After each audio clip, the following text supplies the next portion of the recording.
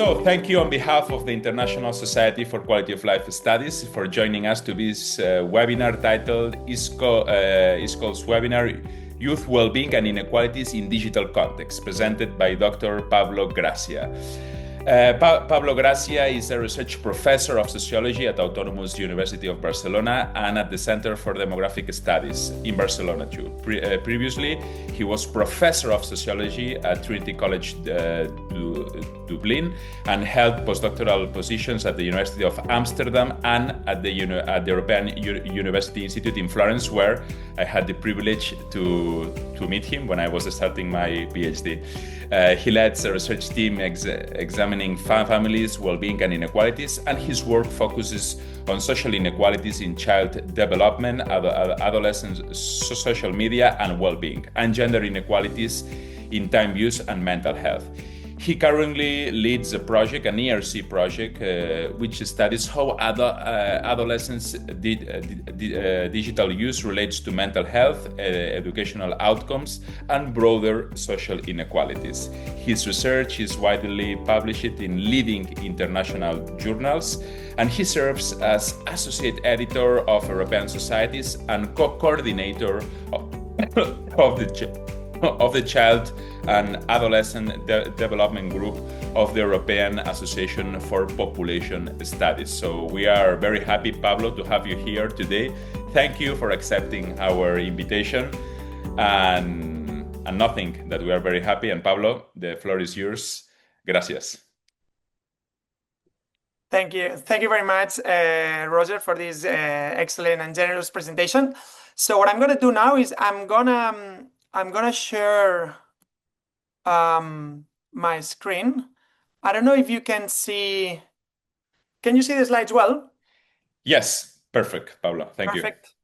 Great. So I assume that I can start now. I'm gonna try to speak about 40 minutes, which is what we arranged. Roger, feel free to interrupt me, and if you have any clarification or issues, please let me know. So that's the title of my presentation, Youth Wellbeing and Inequalities in Digital Context. So first of all, again, I want to thank Roger and Antoine for this presentation. It's the first time I'm presenting at the ISQOLS, and I think it's a privilege to be here. I couldn't attend the conferences in person, but at least it's great that I can be here online.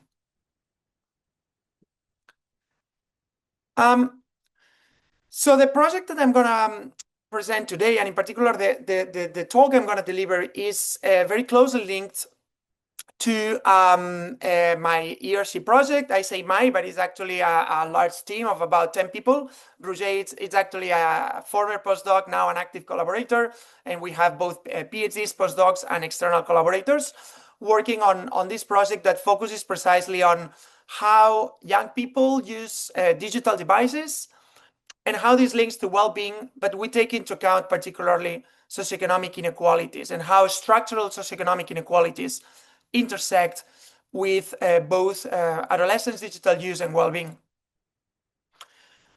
A first way to start the presentation is to showcase with this figure how our society has become strongly digitalized in a very short amount of years. If we take a more historical long-term perspective, we see that only in very recent years, people in the world globally have massively started to use digital platforms. These are data from YouGov. Probably you are familiar, our World in Data, fantastic webpage to check how things are going on in the world. Probably if I would have presented more recent data from 25, you could see not only that Facebook, but particularly TikTok and other platforms that are continuously changing and becoming more or less important in the global economy, that are becoming more and more salient. So basically we see that millions or billions of people are using digital platforms in the world. So we are in a strongly and increasingly digitalized societies. And the issue is particularly salient when we talk about young people. Starting in high-income Western countries, but later on in countries from the global South, poorer or middle-income countries, we see that kids are today more than ever involved in using digital devices, such as social media, using mobile phones, and different types of digital devices. So this is a reality that can be very well presented in this graph, for example, where we see the percentage of 15-year-olds with digital access at home. So societies have become more digitalized in terms of usage, but also in terms of access. Of course, digitalization is not only about access, but it's also about an increasingly mobile type of engagement with digital technology. So we have moved to a type of society where young people are no longer using, computers. Maybe you can think of the early 2000s or even earlier, where everything that was digital happened at home. Now the digital, particularly for the youngest of our fellow citizens, is actually something that deals with mobility. So something that can be 24/7, ubiquitous, and omnipresent in everyday life, potentially. As a result of that, there has been a lot of potential anxiety as well as debates on whether these changes might affect young people's well-being. And to some degree, there is room to questioning or being worried about individuals and particularly young people's well-being. So for example, in international collaborations with the HBSC data, for example, my colleague and friend Alina Kozma or many others, they have documented with descriptive evidence how in the last 2 decades or so, in the majority of countries, there has been an increase in issues such as psychological complaints. So that's a clear, validated measurement, right? This has been particularly salient among girls, and some evidence suggests that these effects have been particularly worrying among students from lower socioeconomic backgrounds, so from working classes and families with poorer levels of income. In front of these changes, many commentators have argued that social media is rewiring and reframing young people's daily lives as well as mental health or well-being. Okay, so for example, people like Jen Twenge or Jonathan Haidt in this very well-acclaimed book, The Anxious Generation, have argued that the rise, for example, in the US, you couldn't see the US in the data because it was HBSC data. So in the more recent years, in the US, you have seen a very clear increase in mental health problems as well as suicide rates. These kind of scholars have argued that the reason why this increase in mental health problems has actually been explained by the introduction of social media in our societies. While these two things are happening in parallel, we need to take into account that not all countries have experienced the same level of psychological complaints. And also, we have to understand that indicators such as, for example, suicide or suicide rates, or more particularly self-harm or attempts of suicide, differ quite dramatically across national contexts. In any case, the argument of this literature is the following. It's the idea that together with the increase of internet use among young people, there has also been an increase of mental health problems, particularly among girls. The problem of these statements is that they are not based actually on empirical evidence. So it could be true, and it's actually a reasonable argument to argue that there is an association between social media and adolescent harm. We know that, for example, media platforms are designed in ways that can foster, for example, advertisements that generate anxiety. We also know that many of us, and even more the young people, feel looped into the use of social media. But the reality, though, is that many of the claims that are made in the literature are based on associations. Just to contextualize this work by Jen Twenge and Jonathan Haidt, a quite recent study published by Matti Vuori, Amy Orben, and Andrei Piblitsky actually shows that there is no clear evidence that digital technology engagement and adolescents' mental health have uniquely or clearly led to increases of mental health problems over time. So for example, in this study, technology engagement was found to become less strongly associated with depression in the past decade, but social media use, for example, was more strongly associated with emotional problems, right? So when we look at different indicators, we see that these correlations over time are actually not that clear. So things have happened in parallel, for example, poorer psychological complaints and increased access to social media or increased presence of social media in the daily lives of young people. However, when we look at the studies, for example, cross-sectionally, but over time, that actually look at these associations, they don't document clear changes over time. So more or less, they document in this study, for example, that the associations between social media use and worse mental well-being for the majority of outcomes have remained quite unchanged. Of course, to analyze these questions, we need better longitudinal data and experimental data. But before moving to the research, I really want to stress this model that I borrowed. I'm a sociologist, as Roger introduced me, but I very much read literature on communication and media, and particularly from social psychology. And I'm very interested in this model that social psychologists developed, the differential susceptibility to media effects model, which basically argues that effects of social media on young people or effects of digital use on young people are actually far from universal. So we need to take into account the characteristics of people. And in particular, in my work, and together with my larger team, we are working on trying to understand the role of context. So if you think on the traditional von Breimer, sorry for my very bad German pronunciation, von Breimer model, so you can take into account that different levels of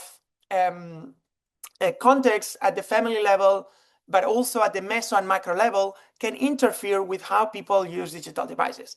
So for example, in our team, we are doing research on the role of social inequalities, and particularly whether if you are in a high SES or in a higher social class compared to being raised in a family with lower socioeconomic resources, you might be affected differently in terms of not only how you are doing in life in terms of your opportunities, but also in terms of the way you use digital devices that can maximize your opportunities and minimize your harm. This very much relates to the digital divides literature. I'm not going to go into detail, but there are basically different levels of digital divides that include not only access, but also the skills and the nature of usage that people are engaging with digital devices. And these ultimately are associated with differences in outcomes, okay? The idea here is that, and this I borrow it from some epidemiological research, for example, the theory of fundamental causes. The idea is that when there is a strong social change in our societies, typically groups that are more privileged in society are more able to adapt to these changes. And the same should apply to the digital revolution or changes that happen at the level of the family, for example, with regards to the use of technologies.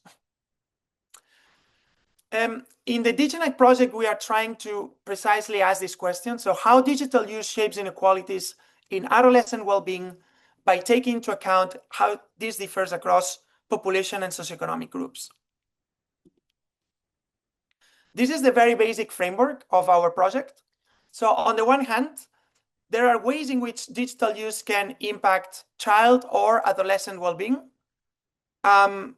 Certainly, if digital technology are used in an abusive way, if individuals are very frequently or very abusively using digital devices, if these digital devices are used in ways that can compromise individuals' well-being, we can assume that this might have negative effects on young people's well-being. The other way around. So people who are using digital devices in a more mature way, for example, they are using it in a more moderate way, they are using it in a more strategic way, for example, using it for homework when it's the moment, using it for fun, for gaming, but always with a sense of purpose. these individuals will benefit more in terms of their maximization of opportunities in the online world. Our argument, though, is that family SES is a very important moderator, so that depending on the type of family where you are embedded or socialized, you might have different opportunities. Particularly, families with higher socioeconomic resources might be able to maximize opportunities and minimize risks. Our methodology tries to tackle the important questions that we find in the literature, okay? So I can basically stress two types of problems in this literature. Problem number one is, again, that most of the research that you will read in a newspaper, most of the research that is even published, even in good journals, at least until today, in the last decade, for example, most of it is correlational, okay? Of course, correlational research is important. It tells us whether something is associated with something else. But we need to move beyond correlations and try to explain causality. And in order to explain causality, we need to, first of all, take into account that it's difficult to test for causality, and we need to be cautious in the conclusions that we are drawing from our data. A good way to test causality is through experimental designs, quasi-natural designs. For example, looking at how internet expansion changes over time, lab experiments, RCTs in the real world, for example. Longitudinal data allows you to look at changes over time. This has a before and an after, and this helps you to try to be better at understanding changes and therefore causality. But also we need very precise measurements. So for example, many studies published to date, they are using quite crude measures of screen time. So for example, if I ask you, all the people from this audience, hey, do you know how many minutes or hours did you spend on social media last week, for example? I bet that many of you would not be able to answer that question, all right? On the contrary, if we use more creative but also more reliable measurements of digital use, this ranges from tracking, digital tracing, daily life methods such as ecological assessment methods, and so on, mobile wearables, and other types of more sophisticated but also more reliable measurements, our measurement error will be reduced, and therefore our understanding of how digital use is shaping young people's well-being will be much more accurate, okay? These theoretical but also methodological lacunae and also gaps and opportunities from previous models and research are the ones that are motivating our groups, our DigiNex methodology. First of all, we are trying to use large-scale longitudinal surveys, but also semi or quasi-causal data on expansion of internet or policy implementations at the school or country level in order to test more precisely, the mechanisms that are connecting individuals or young people's digital use and well-being. We are also using mobile app, 24-hour real-time mobile data, mobile tracking data, and we are also implementing an RCT design.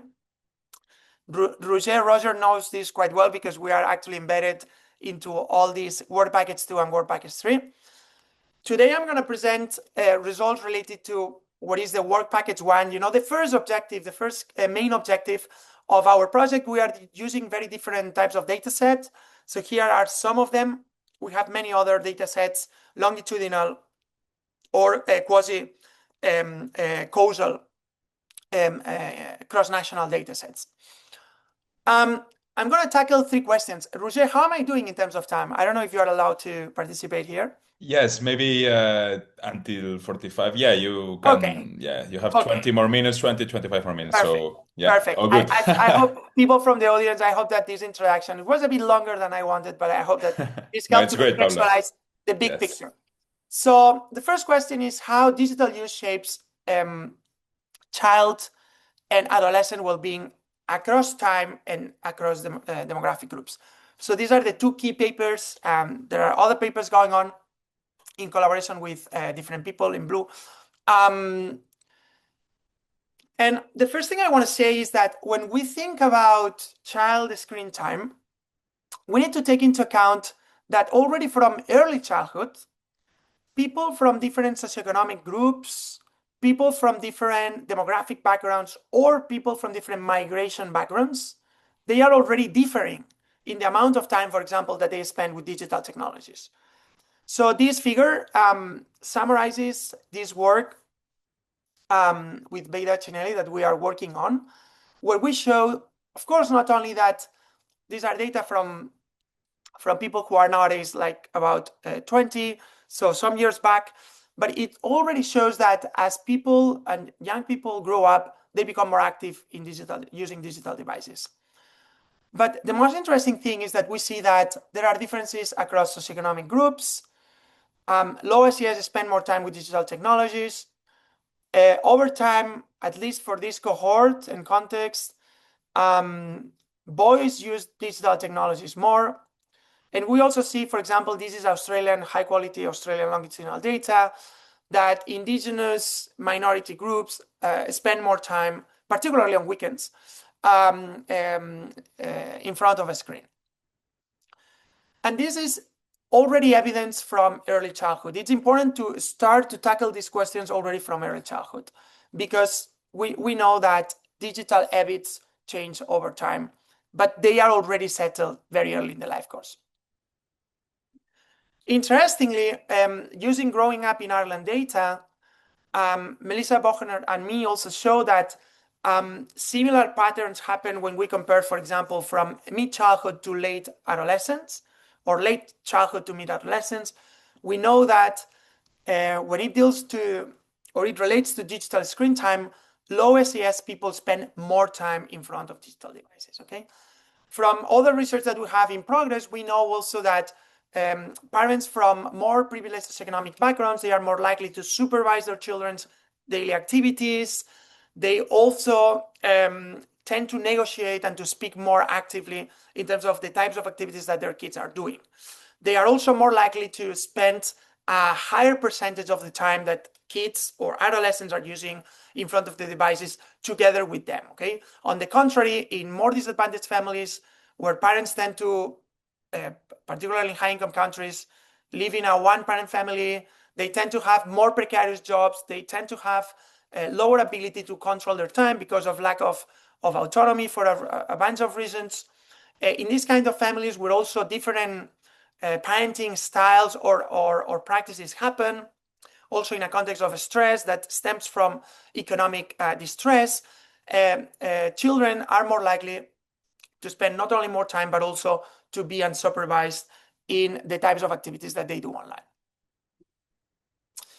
In our first paper, we look at the statistical association between screen time and physical and mental health. We look at BMI, which, you know, the highest, the worst. BMI is, of course, a complex measurement, but when we are talking about increase of body mass index, we are basically referring to some processes that deal with your stress or cardiovascular problems or other factors that reduce your physical health. When we look at a simple model, I don't know how knowledgeable you are about statistical models, but here we are doing a very basic association, okay? And with this association, we see that screen time is associated with higher BMI and with lower psychological health, okay? However, in our model, and this is quite interesting, we are, I would say, the very first, or one of the very first, that we are using repeated fixed effects models in very early childhood from age 0 to age 4 or 5. And we are actually controlling for previous outcomes as well as previous digital use, okay? When these controls are taken into account, the effects are very small, okay? Here is not to say that it's perfectly fine that your 2-year-old spends a lot of time in front of devices. What it's saying is that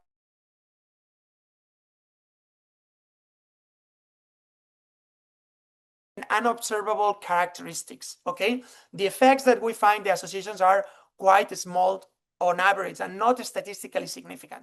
That's by itself a very important finding for the literature. What we find, however, is that intersectional inequalities play a key role in explaining these associations. So whereas on average, the effects are quite small, okay? And that might be quite surprising, perhaps, but this is what we find. And we should go deeper into the types of activities that young people are engaging with. We find that for indigenous children and low SES boys, but also low SES majority boys, individuals, the association is strong when we look at how screen times links to BMI. We see also a quite clear divide by socioeconomic status, but this only affects boys, not only girls. That's why I'm stressing this intersectional thinking in terms of inequalities. We see that screen time in early childhood is actually associated with worse mental health for low SES boys. This happens to be concentrated more on weekends when there is more space for free time, and also when there are not school-related activities. But also, interestingly, we find that actually screen time is not negative, but actually associated with a modest increase in mental health for high SES boys. So a very clear sort of different picture depending on your socioeconomic background. Average effect is small or negligible, but depending on your socioeconomic status and demographic characteristics, the effects are very different. This is very similar to our findings. Here is the paper published in the Journal of Adolescence together with Melissa Bochnert. Our findings are quite interesting in the sense that we found something similar of what we are finding in this work in progress, currently under review with Beida Cinelli, using data from Australia. When we look at adolescents, even if adolescence is a quite different type of developmental stage, young people are much more independent compared to young people. They engage much more in activities on their own with their peers, etc. But here again, we saw a quite similar picture. Results were not very strong, so it is important also to say that we do find very salient socioeconomic status differences, but it's also important to say that other variables also play an important role. But what we do find actually is that for the activities for which digital use is associated with negative well-being outcomes, such as, for example, internalizing or externalizing behavioral problems, these effects were stronger for adolescents growing up in families from working class or more disadvantaged socioeconomic backgrounds, and the other way around. So we found actually that for families from more advantaged socioeconomic status, the effects were smaller, and we even found a sort of a Goldilocks pattern, namely that a little bit of digital use for high SES adolescents was actually associated, at least for some outcomes and for some types of digital activities, with better outcomes, okay? If you want to look at the analysis more in particular, we look at academic outcomes as well as mental health. This is published already 2023-24, and we find these associations between digital use and adolescent well-being using fixed effects, also controlling for different observed and unobserved factors, but stronger effects for lower SES and more moderate for higher SES adolescents. Now I'm going to move to the second question I want to tackle here, namely digital parenting. So when you look at the literature, so for example, think of Diane Baumrind, or for example, in sociology, people like Annette Laurent, you see not only that parenting strategies differ across the population, but also we see from more traditional psychology, sociology, economics, literature, etc., that different families with different resources tend to conform with different types of parenting styles and ideologies, okay? In the traditional type of typologies, we see basically differences by demand, and also differences in terms of the degree to which parents are more or less present in engaging with their kids, okay? In this paper, what we did was to identify different types of digital parenting strategies, so strategies that happened in the digital context. And we identify using latent class profile analysis with iris longitudinal data 4 types of profiles. So low mediation, high mediation, and then restrictive mediation and technical mediation, okay? So here I'm showing a little bit these latent classes. For the low mediation, basically, you have to think of parents that are not very active in regulating their children's use of technologies across the board. When we look at technical mediation, we actually find that these parents are more involved, but actually you see that this involvement is more focused on technical aspects, such as, looking at passwords, making sure that my kid cannot enter, and that when they are entering in this sort of page online, that I'm controlling that, and they cannot enter. So more technical, but less focused on maybe day-to-day types of rules. And then we have the other 2 classes. One is restrictive. So this is basically parents that are quite restrictive in the type of mediation. And here, what is more salient in this kind of profile, as you see in this figure, are parents that put more rules of screen time, day-to-day interaction. So this is more about restriction, okay? They are differing from the technique-oriented parents in the sense that they don't put so much emphasis in terms of all these technical aspects. And then the final one is the opposite of the low mediation. So basically, you have in this extreme parents that are very active in mediating their children's use of technologies. What did we find in this study? This is work in progress, by the way. Comments welcome. And email me, of course, if you're interested to discuss all these papers and studies and projects, or if you want to collaborate. But this paper that we have in progress, we're still refining it, basically shows, first of all, clear digital divide in digital parenting. So we see that low mediation is much more present among girls, but also rurally based and kids from lower socioeconomic status. And high mediation is more frequent among boys. That's quite interesting. Perhaps boys, not only because they might use devices more frequently, but maybe parents might feel that they might be more disruptive, or perhaps boys get more attention, as we know from the time-use literature, as opposed to girls. But in any case, high mediation is more common among boys, And also, consistent with previous literature, more qualitative, but also here with recent quantitative data, we see that high SES families are more likely to conform to the high mediation typology. When we look at how typologies relate to outcomes, we find that restrictive mediation is associated with lower internalizing difficulties, so better mental well-being, particularly these kind of outcomes that are more related to internalizing problems, anxiety, depression, etc.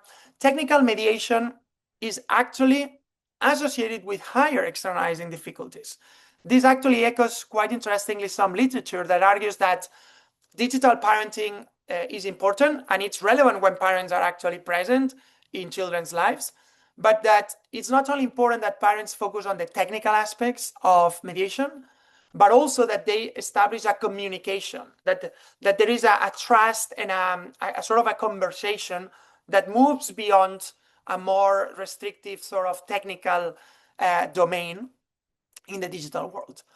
And then a very clear pattern was the low mediation. So parents that are less involved in supervising their kids' digital activities was not only associated with kids spending more time online, but also in general, it was associated with poorer mental health outcomes among children. Okay, so now I'm gonna move to, I'm conscious that I have 7 minutes, Roger, I'm not doing that bad. I'm gonna use this last moment of my presentation to move the attention, okay? So I have started looking at early childhood as well as adolescence, particularly looking at intersectional inequalities, and I have shown how intersectional inequalities matter over time and longitudinally. Secondly, I have shown how digital parenting matters. So parents conform to different types of parental mediation strategies with their kids' use of technology. This is stratified, so it represents inequalities across society. But at the same time, these different types of digital parenting strategies, which are stratified, highly stratified across the population, are actually associated with unequal outcomes. So now in the third part of this presentation, I'm going to show how the macro level context matter. So here there is two studies. Basically, one is this work with Shema Zelik, who has recently defended her PhD at Trinity College Dublin. This is conditionally accepted at Information, Communication and Society. But then also, let me advertise here, you see it in red, okay, Roger, because probably you are familiar with the 2026 World Happiness Report. Barry Grimes actually emailed me saying that I have to remind the audience that in the 19th of March, there would be the annual publication of the 2026 World Happiness Report, which is actually on the very same topic this year of social media and adolescent well-being.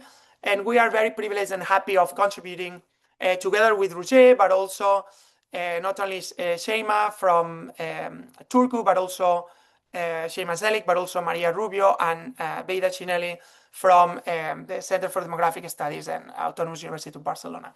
So we are happy to contribute with this research.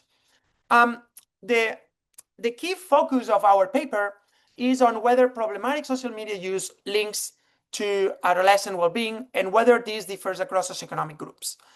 I hope that you are familiar with the term problematic social media use, but here I'm summarizing what it is about. It's basically, in short, a measure that tells you whether people engage with technologies in a more abusive or addictive relative way. Okay, so things like, I don't know, I feel bad or upset when I cannot be in front of social media. I'm, very unable to control the amount of time I spend with social media. Social media causes problems with family and friends. I'm even lying about the time I spend with social media, etc., etc. Previous research has shown that there is a negative correlation between problematic social media use and adolescent mental well-being. So the higher your problematic social media use, the higher your mental health problems, okay? Of course, there is a bidirectionality here, as I have discussed already, but we can also claim that when people are engaging in problematic social media use, they are increasing their chances of obtaining poorer well-being outcomes. We hypothesized that at the individual level, this might be moderated so that, again, more privileged socioeconomic groups might be able to minimize to a higher extent these associations compared to individuals or families from more disadvantaged backgrounds. But also, we can also take into account the country level. So here I'm talking, for example, about income inequality, but we could also talk about countries or regions with different characteristics, policy characteristics, cultural characteristics, etc. For this, we use data from the HBSC, from the 2018 as well as the 2022 waves. These are excellent data that have harmonized measurements across the board and across countries. Let me start with this data. This is actually forthcoming on the 19th of March. So I'm very happy of presenting this for first time in a general audience. What we did in this collaboration with Roger and others was to plot different regions of the world in order to see how the association between problematic social media use and higher psychological complaints and lower life satisfaction, whether these differed across socioeconomic groups, but also in different regions, okay?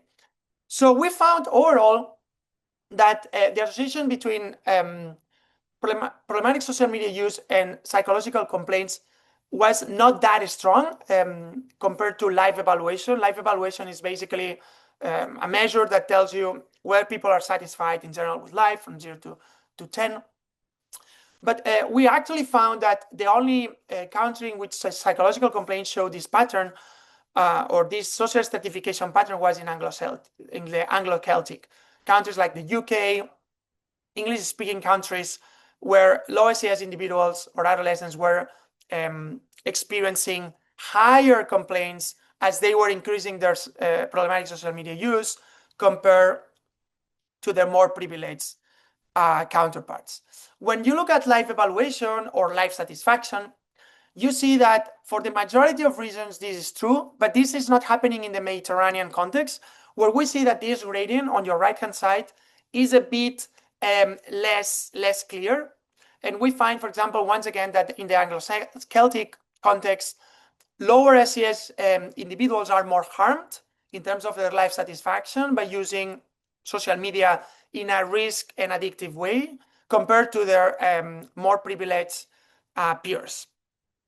Interestingly, for psychological complaints, you find that effects are not linear or clear in Mediterranean countries or in Caucasian countries, like, for example, Russia, Armenia, or Mediterranean countries like Italy, Spain, Greece. But again, I mean, we find quite interestingly that effects are stronger for life satisfaction than for psychological complaints, but we also find some interesting regional differences. Another very interesting contribution in this World Happiness Report that will come up in basically 4 weeks is that we found that across the board, what we argue that can be attributed to the COVID-19 pandemic, the COVID-19 pandemic was actually associated with an increase in the association between problematic social media use and lower well-being. Okay, so basically, compared to 2018, in 2022, engaging in social media in a more problematic way was associated with poorer well-being to a higher extent compared to 4 years before. At the same time, we found across regions in general that different socioeconomic groups were equally affected. So there was not a change in the gradient by socioeconomic status, but there was a generalized worsening in terms of how problematic social media use links to poorer mental well-being. In another study, we also looked at whether the Gini coefficient, so the degree to which your society is more or less unequal, can also moderate at the macro level whether problematic social media use impacts your well-being as an adolescent. Here the reference is low Gini, so countries that are less unequal. And interestingly, contrary to our expectations, we found actually that these associations between problematic social media use and lower adolescent mental well-being was actually more pronounced in countries that were neither very unequal nor very equal. So countries in the mid of this Gini coefficient or income inequality distribution.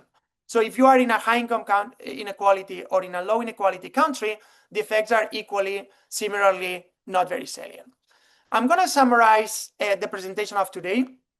I'm conscious that surprisingly, I'm more or less right on time. I even didn't expect that I would be able to speak in 45 minutes, but I'm of course hoping to get your feedback now in these last 50 minutes of the presentation. But I think that it's interesting to take into account in this third question of my presentation that it's important to take into account the role of social class, how people from different socioeconomic resources use digital devices, but also to take into account the relevance of the macro level or the context or the regional situation in which individuals grow up.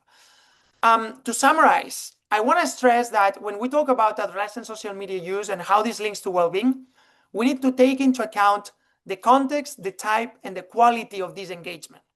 So it's very important to take into account that not every individual is equally affected, and we need to contextualize this digital context among young people. It's also very important to rely on high quality data and to be cautious in the type of statements that we are making, as I hope that I have made in this presentation. Another important finding is that social class matters. Once again, we know that in our societies, individuals who are more privileged, they tend to do better in a number of aspects. But our project shows that this is also transferred into the online world. When we're looking at social media, these inequalities that happened outside the media sphere, they are actually intertwined and they are actually transferred and blurred into the social media context. I also argue that intersectional inequalities matter once again, but I introduce this into a more digital context, and that the way parents engage with kids is also very important. So it's relevant to take into account not only family SES or family characteristics, but also the way parents communicate with kids. And it seems that parents who are more able to generate trust with their kids, that they regulate their activities, but they are also more likely to give them autonomy as well as some rules, but also in a more negotiable and in a more mature way, are those that raise kids that are more able to navigate the digital world. And finally, I have discussed that not only micro level, but also macro, contextual, large structural issues adopting a cross-national approach are important if we want to understand how social media use is shaping young people's well-being. Thank you very much. Well, thank you, Pablo. Thank you very much. I'm going to take over actually for the discussion. Great presentation, really a lot of content. And I'm pretty sure it has triggered a lot of reactions. I can already tell you from the chat that you already had many questions. So what I'm proposing now is like for the next 10 minutes, if someone in the chat has a question, please raise your virtual hand, and then that's going to help me organizing the Q&A. And in the meantime, Pablo, if that's okay with you, I'm going to start with one question. And actually, Daniel in the chat had exactly the same question as mine. At the beginning, when you showed us your theoretical framework going from digital use to child well-being, and then the SES or the family background more generally acting as a moderator. Daniel and I had the same question, being like, do you agree that this framework is not specific to digital use per se? The idea that it could be TV. Daniel used the example of TV. I was thinking about my generation, which was maybe video game, which is a subsample of digital use. So what is specific about this framework? Excellent question. Just a clarification. Is this recorded? Because I think Yes. okay, all these comments I can check them, right? Later. And we'll send you all the comments. Roger, take a look at the comments, please. Roger is an active collaborator, so we are all interested in that. Yes. So this is, of course, hi, Daniel.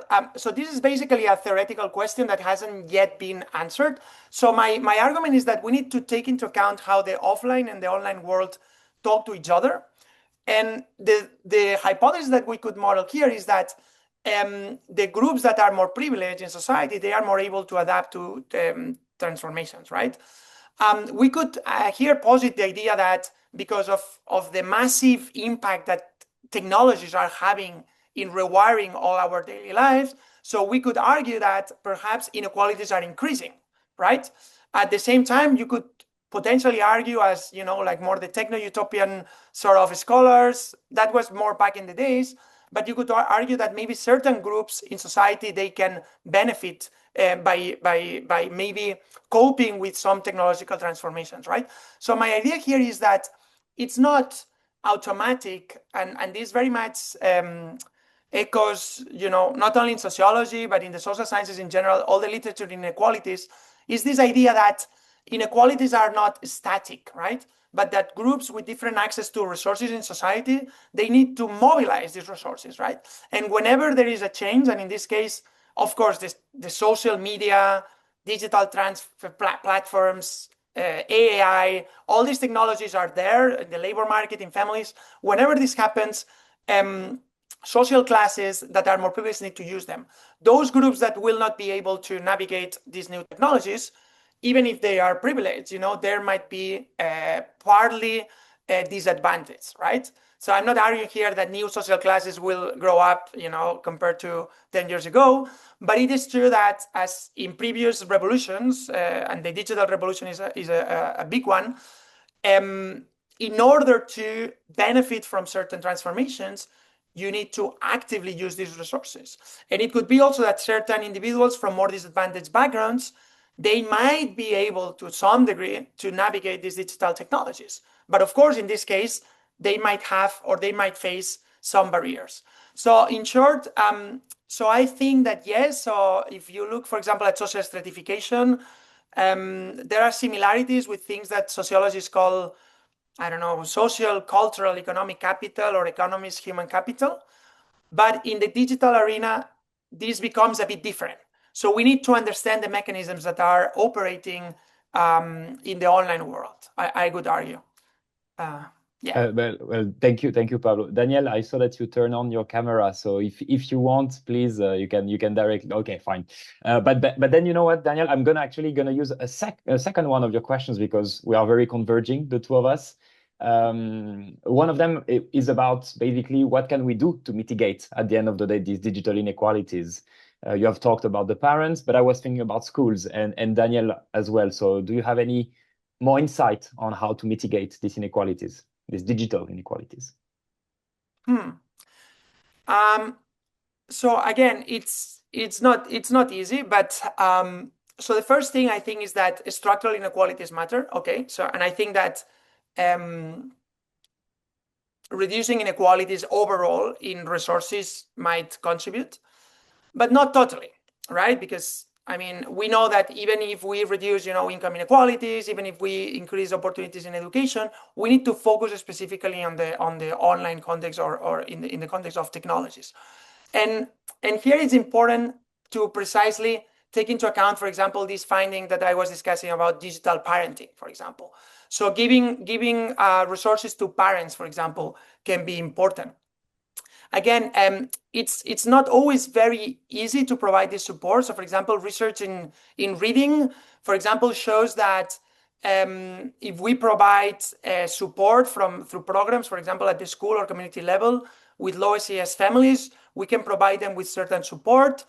But also other studies talk about stress, for example. So there are some sources of stress.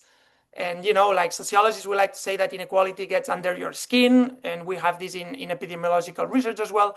So there are some issues related to stress that are actually there and that are related to structural inequalities in societies. Other aspects that can work, and actually we are working along these lines in our project, would be to develop programs. So, for example, in a Horizon Europe project, this was a very large network. We were conceptualizing this concept of digital maturity, which is basically assuming that individuals, young people, can have different levels of autonomy, but also that they can use technologies in different ways. And we tend to see that this is stratified, okay? So perhaps some interventions at the more local level might help, but by focusing strictly in terms of the use of digital devices, right? So if we know that certain groups, and this is what our research shows, are more vulnerable, we should try to implement policies or programs that are more targeted towards these groups. We are also working along mixed methods intervention, digital intervention, where we are trying to promote, more healthier ways of using digital devices. Hopefully, when the results come up, we will be able to provide more refined policy recommendations. But then a follow up on the policy recommendation. Actually, that's and this is actually going back to your presentation. So you have showed us that social media use is usually negatively associated with well-being, like in terms of quantity, in terms of time, and that this effect or this association is moderated by the SES. Fine. This I think was pretty clear from your presentation. Maybe something I've missed, and maybe I would like to have some clarification if possible.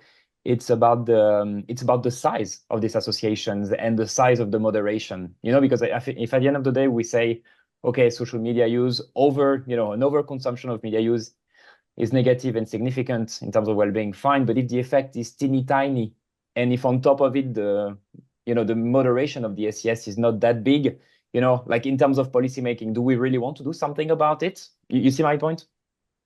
Yeah, I mean, it varies from study to study, and I agree with you. So it's important to take this into account.